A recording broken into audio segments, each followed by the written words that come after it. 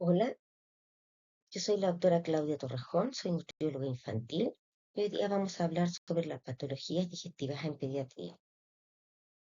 Los temas que vamos a tratar son los cólicos infantiles, el reflujo gastroesofágico y el intestino corto.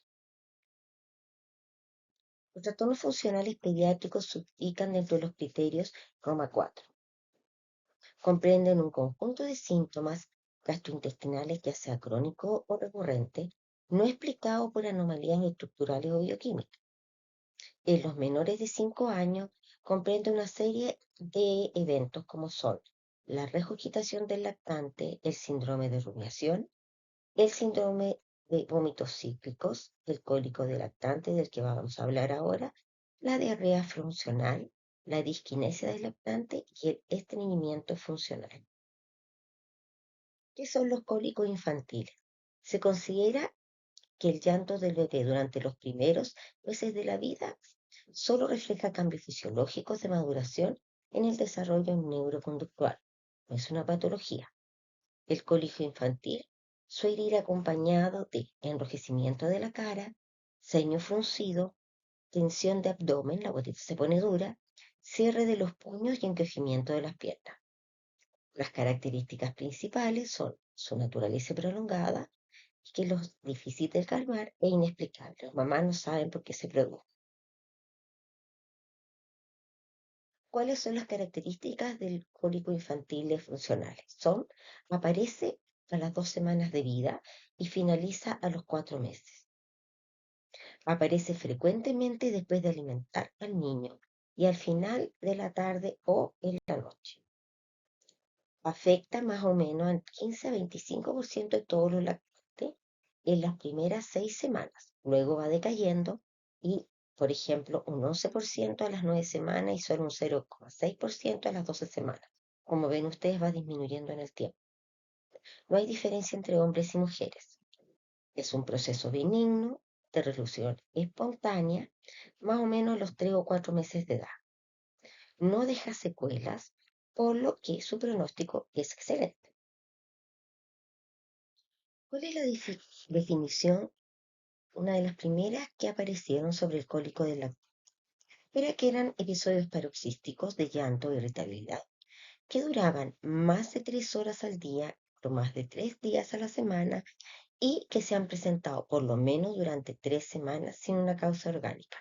Estas son las definiciones de Wessel. Pero se consideró que los criterios eran demasiado arbitrarios. Además que dependía mucho de lo que significaba culturalmente, cuánto era más largo, más poco del llanto.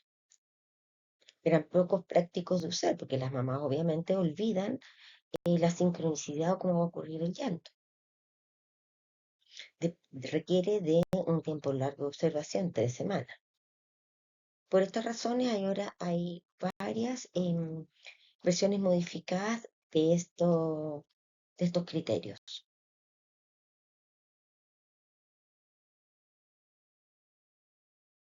Dentro de estos criterios más laxos, que son más fáciles de recordar y por los que se define el Roma 4, es que son lactantes en los cuales empieza el cólico menor a 5 meses, ¿ya? Y van desapareciendo,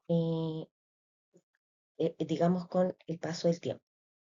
Son periodos recurrentes y prolongados de llanto infantil, inquietud o irritabilidad, el cual es informado con los cuidadores que ocurren sin causa obvia y no pueden prevenir ni resolver por los cuidadores, pese a que hacen distintas actividades la mamá después de que lloran, van y les tratan de sacar los flatitos, pese a todo eso, el niño sigue llorando.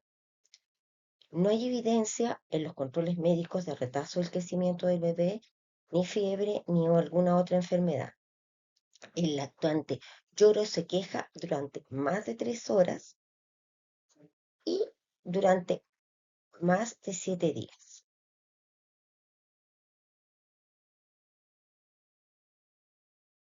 Las posibles causas que se tratan de definir son varias, pero ninguna es 100% única. Ya se están estudiando. Una de las principales es que existe una inmadurez neuronal, ¿ya? Se define como una falta temporal del control neurológico de la conducta durante el periodo de transición del desarrollo mental, en la que los sistemas cerebrales recién se están organizando. Por otro lado, se piensa que hay un excesivo gas intestinal. Por una parte puede ser por la fermentación de lactosa, los carbohidratos y las proteínas, por probacterias, por ejemplo, que van a aumentar el gas. Por otro lado, hay una alteración de la microbiota. Hay que pensar, sí, que la leche materna va a impedir que se produzca tanto cólico, que es la fórmula artificial, y es lo que uno ve. La microbiota es diferente en los niños con cólicos intestinales que los sin cólicos intestinales. Por eso se plantea que puede haber una alteración de la microbiota. Al haber esta alteración de la microbiota, también se van a producir un aumento en el intestino. Por eso es que algunos están estudiando las calprotectina o las citoquinas.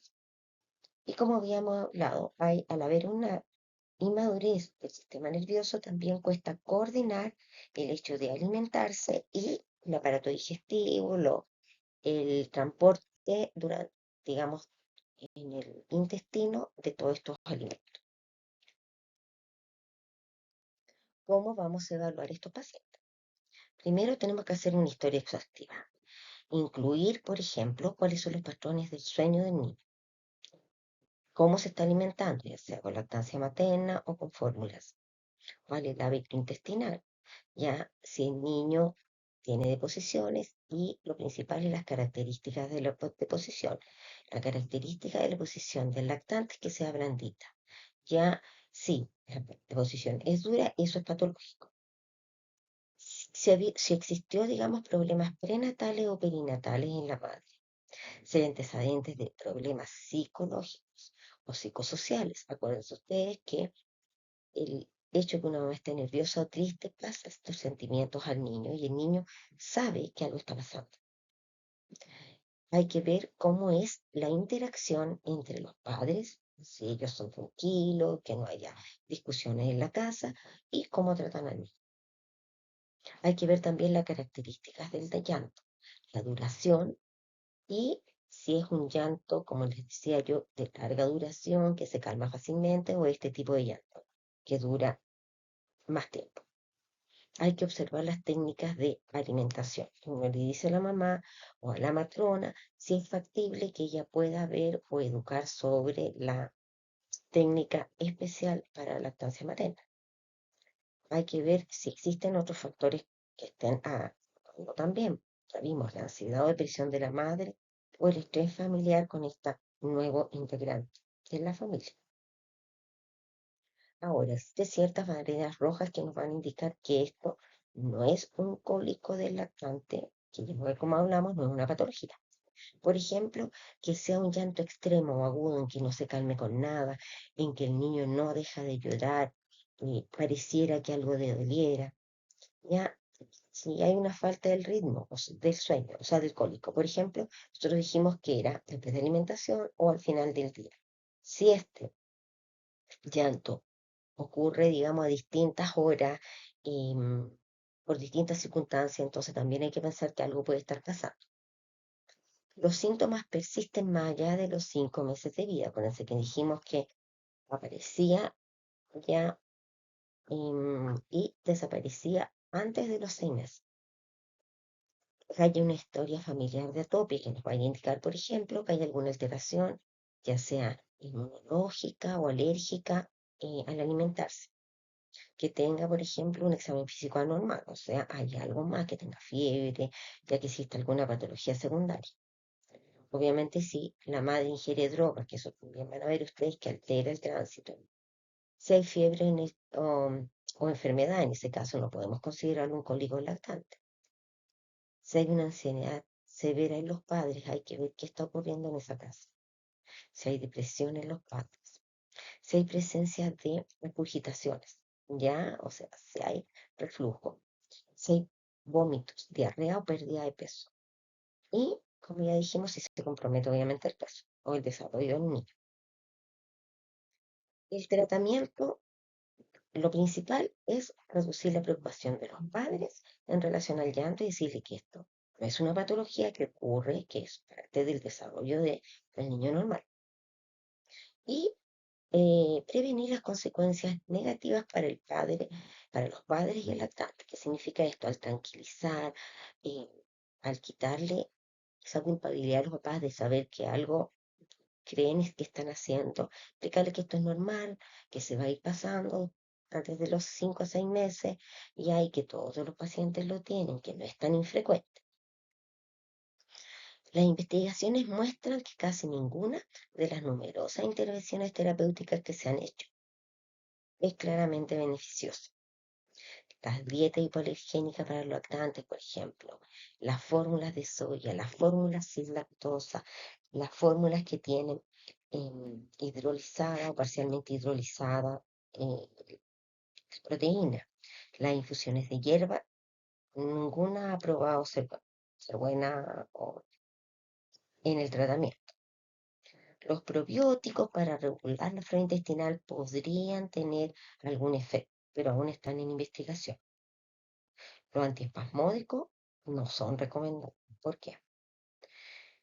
Porque si bien disminuyen el llanto, lo hacen por un efecto barbutírico que está contenido en estos preparados. Y es antiespasmódico lo que va a alterar el movimiento intestinal, provocando una hipertonía del esfínter anal y una exacerbación de los síntomas del llanto. Ahora hablaremos del reflujo gastroesofágico. Para iniciar vamos a explicar algunos términos que muchas veces se confunden.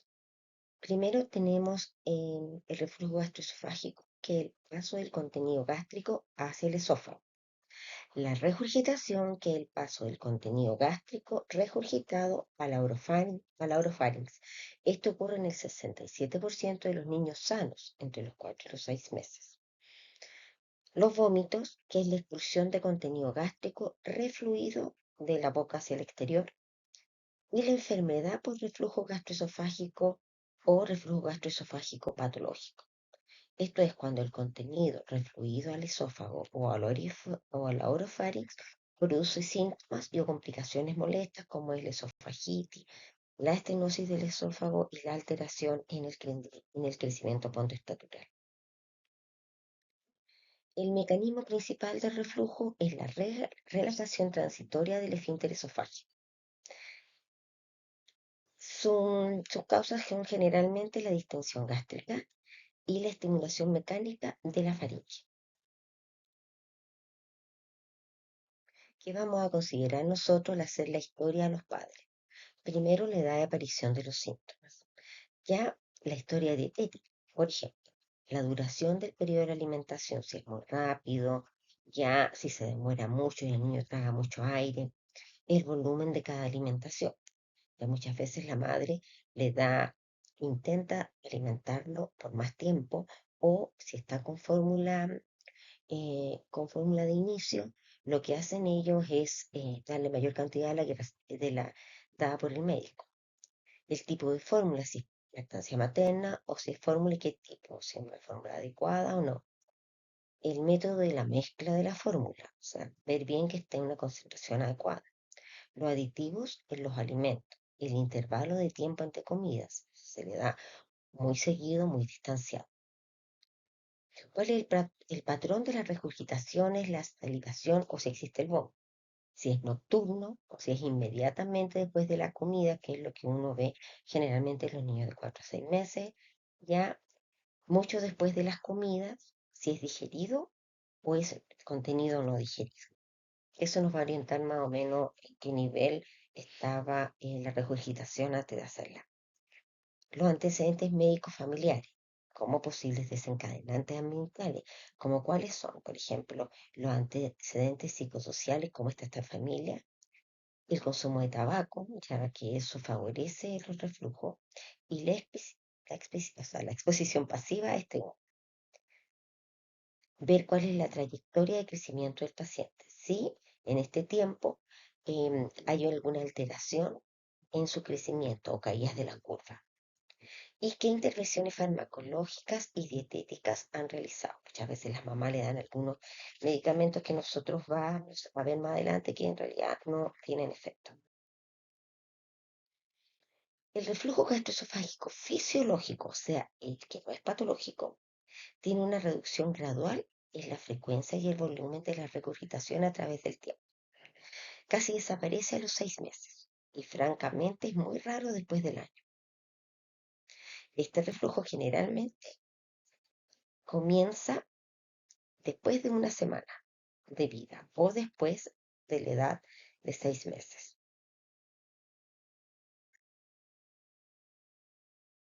¿Cuáles son los síntomas que orientan a una enfermedad de reflujo gastroesofágico? Primero, que haya desnutrición en el paciente. Ya eso nos orienta que algo puede estar pasando. Entonces, este reflujo es muy intenso. El llanto excesivo por parte de los lactantes, el arqueamiento de la espalda que muchas veces ocurre por dolor en esa zona, la irritabilidad, el rechazo a la alimentación. Son pacientes cuando el reflujo es muy intenso que no se quieren alimentar. El inicio de la regurgitación o los vómitos en mayores a 6 meses, como vimos, o un aumento o persistencia de este reflujo en mayores a 12 a 18 meses de edad. Los síntomas derivados de una esofagitis, por ejemplo, la epirosis, dolor retroesternal, esto en niños más grandes, la disfagia, la odinofagia, hemorragias digestivas o esófago de barra, que es lo que vamos a ver en niños más grandes. Síntomas respiratorios. Muchas veces pueden ocurrir, por ejemplo, neumonías recurrentes, que se ocupan por aspiraciones, ¿ya? Tos crónica, asma bronquial o síndrome bronquial obstructivo que se repiten, crisis de apneas obstructivas que muchas veces uno ve en los pacientes que ingresan por apnea y uno ve que hacen son un reflujo. Porque acuérdense que nosotros dijimos que cualquier estímulo de la faringe puede provocar también un reflujo. Sibilancias, otitis y otitis recurrente, ¿ya? O otras misceláneas como el hipo. Y esto se ve en algunos, ustedes ven los lactantes que son sanos, que muchas veces tienen esto hipo, es por un reflujo, ¿ya? Pero que en ese momento es fisiológico. Ya anemia, erosiones, que probablemente por las lesiones a nivel de esófago, alguna herida, o erosiones dentales por el ácido. ¿Cuáles son los factores de riesgo del reflujo gastroesofágico patológico? Es mucho más frecuente en la prematuridad, si hay pacientes con retraso del desarrollo eh, psicomotor que hacen, digamos, que todos estos movimientos que tienen que ser regulados por el sistema nervioso central estén discapacitados, que o sea, que no estén, digamos, el esfínter esofágico inferior no logre cerrarse, anormalidades congénitas del orofarinx, del tórax, del pulmón, muchas veces hay una distensión a nivel pulmonar, por ejemplo, nosotros tenemos una displasia broncopulmonar en que hay una mayor presión y es mucho más, favorece el reflujo, sistema muscular alterado, sistema nervioso, como ya dijimos, y tracto digestivo, algún tipo de obstrucción. Obviamente los pacientes operados de una atresia esofágica en que toda eh, la anatomía del esófago está alterada, pacientes neurológicos y pacientes con miopatías por lo mismo, o sea, hay una alteración del esfínter. Y los factores que agravan el reflujo gastroesofágico son la obesidad, porque aumenta también la presión. Ya vimos que está el humo del cigarrillo que disminuye la presión del esfínter esofágico inferior. Las enfermedades respiratorias como miofibrosis quística, displasia broncopulmonar, que aumentan la presión a nivel del tórax. Y la posición supina. El diagnóstico del de la enfermedad por reflujo gastroesofágico se basa principalmente en la sospecha clínica, que puede reforzarse con investigaciones diagnósticas, ya que tienen como objetivo cuantificar y calificar este reflujo. Las pruebas, como vamos a ver más adelante, pueden incluir pruebas de laboratorio, imagen y contraste, medición de pH. Por ejemplo, el estudio radiológico contrastado del tubo digestivo fue una de las primeras técnicas utilizadas para el estudio del reflujo gastroesofágico en niños. Es un examen que posee una alta sensibilidad, sin embargo, su especificidad es baja y muchas veces no permite diferenciar un reflujo fisiológico y patológico. Muchas veces, por ejemplo, Antiguamente uno utilizaba esta radiografía, pero el problema es que entre los 2 y 6 meses el reflujo gastroesofágico es fisiológico. Entonces muchas veces no logramos diferenciar uno del otro. La prueba del uso de inhibidores de la bomba de protones. No hay pruebas que apoyen el uso de este en el tratamiento empírico en los lactantes. La opinión de los expertos sugiere que en niños mayores o adolescentes con síntomas típicos que sugieren una enfermedad por reflujo gastroesofágico, se puede justificar un ensayo de estos medicamentos durante 4 a 8 meses, 8 semanas. Pero recuerden que el lactante no se ha autorizado. Y la pesimetría 24 horas, que se hace por medio de electrodos, lo que hacen es medir un índice de reflujo, ya que es por así decirlo, una suma de factores que van a determinar si este reflujo puede ser patológico o no. Ya el índice de reflujo es definido como el porcentaje de tiempo en que el esófago está sometido a un pH menor a 4. Se considera que es anormal en bebés si hay un pH menor a 4 en más del 10% de la observación. En cambio, en niños más grandes, ya en ellos se considera alterado si el pH menor a 4 se mantiene en más del 5% del tiempo observado. La prueba del pH y impedancia esofágica tiene, además de la medición del pH, la impedancia, que nos va a permitir ver si el reflujo es líquido, gaseoso o mixto, y si es, además de ácido, si hay también un reflujo alcalino, que es considerado el peor, o sea, más alteración. Y ahora existen nuevos métodos, pero que en realidad no se han hecho, o sea, no se han probado en niños, solamente en adultos, como este que es el pH, o sea, se mide el pH, pero en una forma inalámbrica. ¿Cuáles son las medidas preventivas y terapéuticas en el reflujo gastroesofágico? Primero están las que están dirigidas a evitar la distensión gástrica.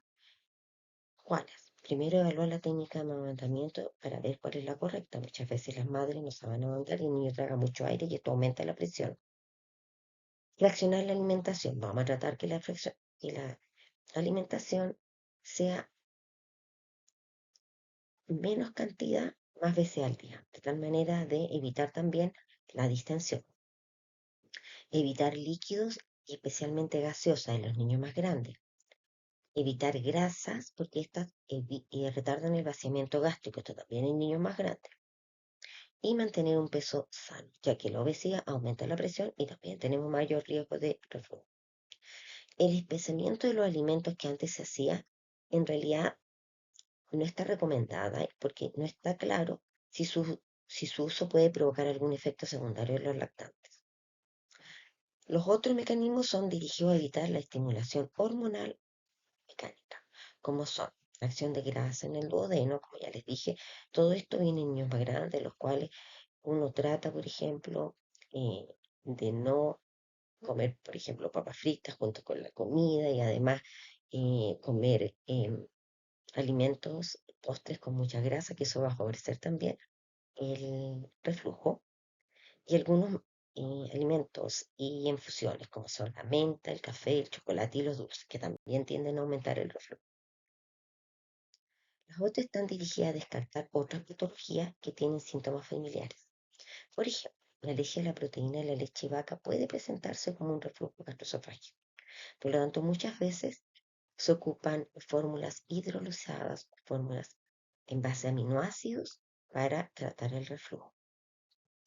Ya, pero actualmente está indicada esta prueba con fórmula extensamente hidrolizada o basada en aminoácidos en pacientes que no han respondido a las terapias convencionales para la enfermedad por reflujo gastroesofágico en lactantes.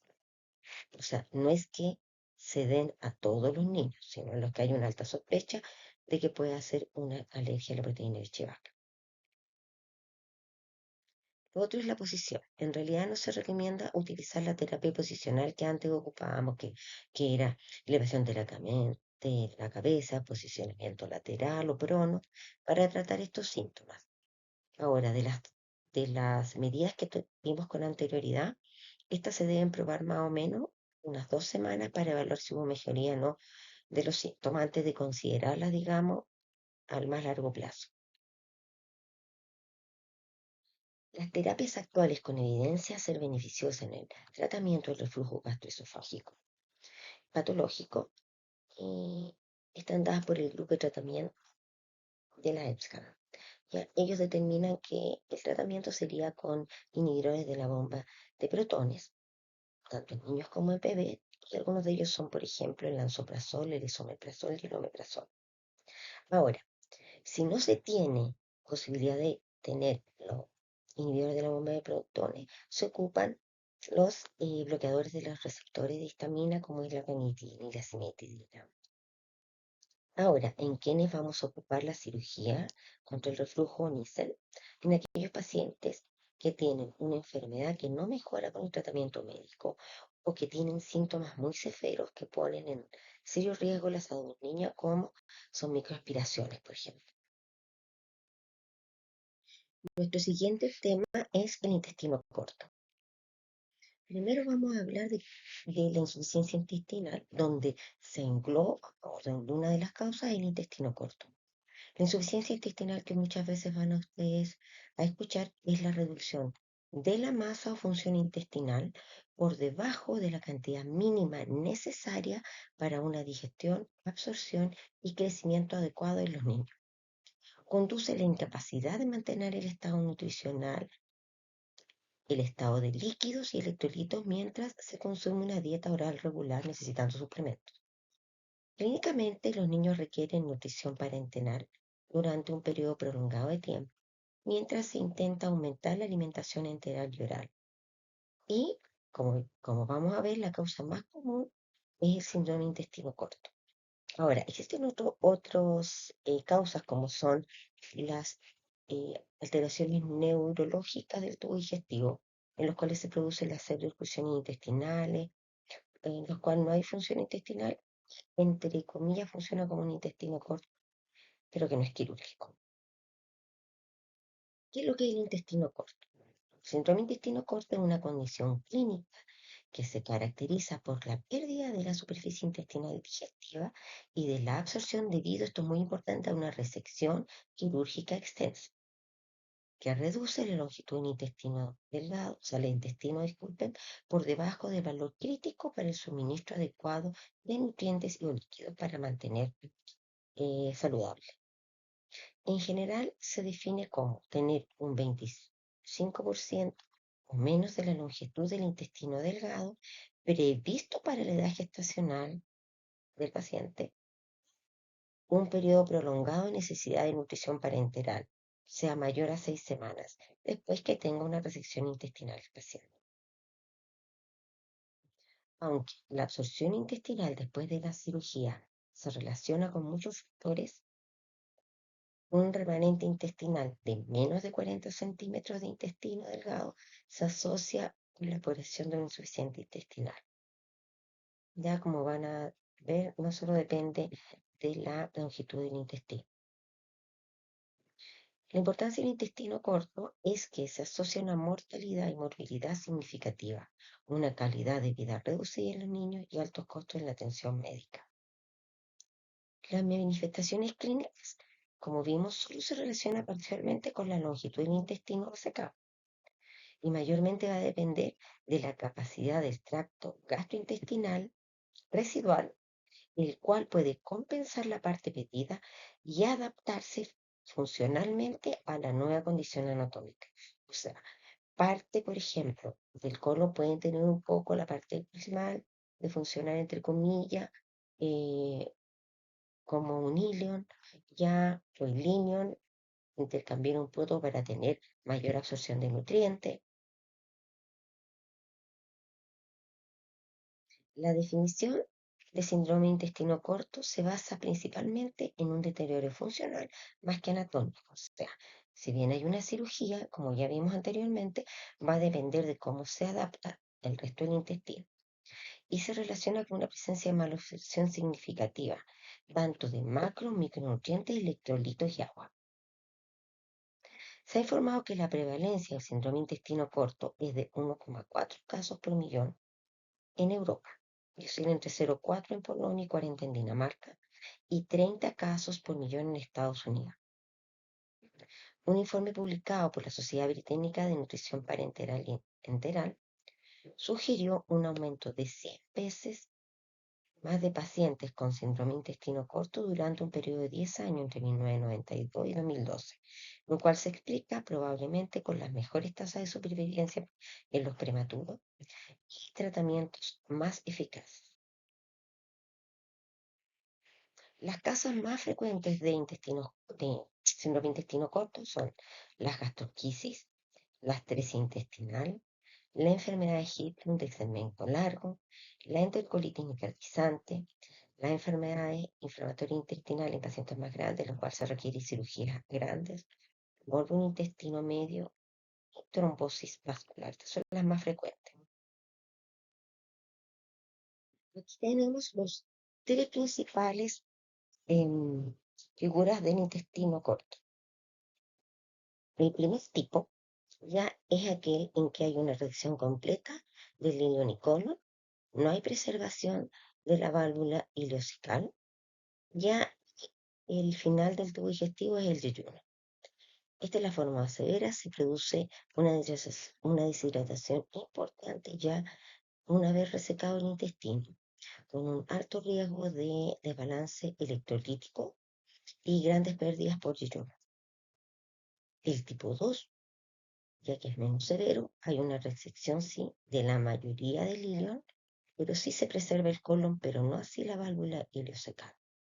En este paciente vamos a ver una estatorrea y diarrea que van progresando en el tiempo, ¿ya? Y que van a llevar a una malnutrición al cabo de meses. Y finalmente tenemos el tipo 3, que es el que con el cual uno logra mayor adaptación y probablemente retire la nutrición parenteral en los años posteriores. Es aquel que tiene una extracción del yeyuno y al menos 10 centímetros de hilo terminal que quedan dentro del paciente y todo el colon. En ellos vemos que hay válvula ileocecal y el colon está completo. En ellos la malnutrición es rara y usualmente no necesitan nutrición parenteral o la necesitan por poco tiempo. ¿Cuáles son las alteraciones malabsortivas que vamos a ver en los pacientes con intestino corto? La pérdida, obviamente, de la superficie de la obstrucción intestinal, secundaria a la extirpación quirúrgica. Depende de dónde tengamos la resección quirúrgica, es los nutrientes que no se van a absorber. Por ejemplo, en el ilion terminal es responsable de la mala absorción de vitamina B12, vitaminas liposolubles y ácidos biliares. Por lo tanto, si hay cirugía de esta fase terminal del ilion, vamos a tener deficiencia de estos nutrientes.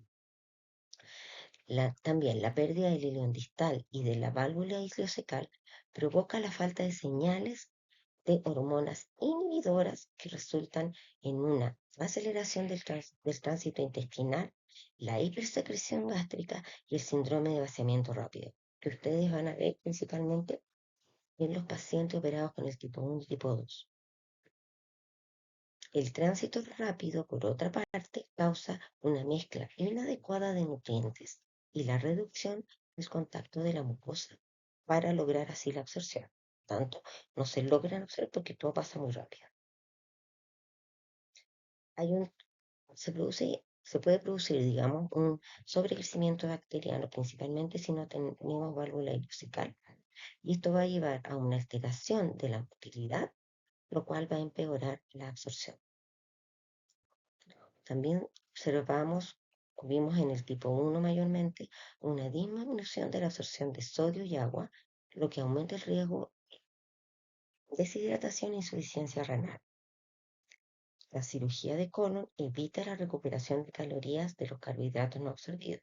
Recordemos que al pasar la fibra colon, parte de esto, parte de esta es transformada en lípidos gaseosos que son absorbidos como ácidos grasos de cadena corta. Ahora, ¿qué vamos a ir viendo después de una cirugía de intestino corto?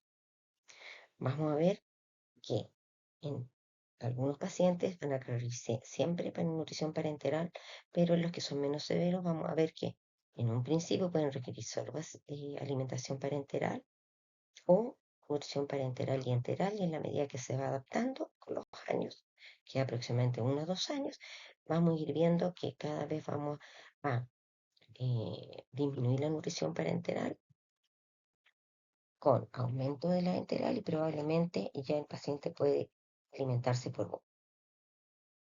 La fase aguda de un intestino corto, luego de la resección, ocurre entre la tercera y cuarta semana e implica un trastorno metabólico y pérdida intestinal importante, junto con un aumento de la secreción gástrica debido a la pérdida de señales de retroalimentación negativas hormonales, como vimos nosotros que se liberan en nido terminal. Al no haber eco, aparecen estas pérdidas intestinales. Necesita así un seguimiento estrecho para evitar la deshidratación, la insuficiencia renal aguda por deshidratación, el desequilibrio ácido-base y las anomalías electrolíticas. Esto es sumamente importante, principalmente en el tipo 1. La nutrición parenteral debe comenzar de inmediato, una vez que el paciente se estabilice después de la cirugía, porque va a haber un tiempo en que no vamos a poder alimentar al paciente.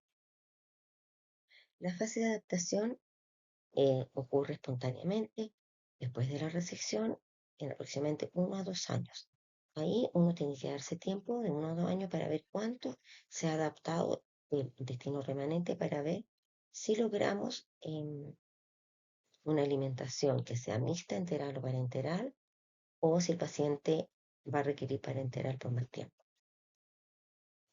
Se caracteriza por cambios adaptativos del intestino delgado, como vimos, ya que se llama una adaptación estructural para aumentar la superficie de absorción, mientras que el tiempo del tránsito intestinal típicamente va disminuyendo para así maximizar el tiempo disponible para la absorción.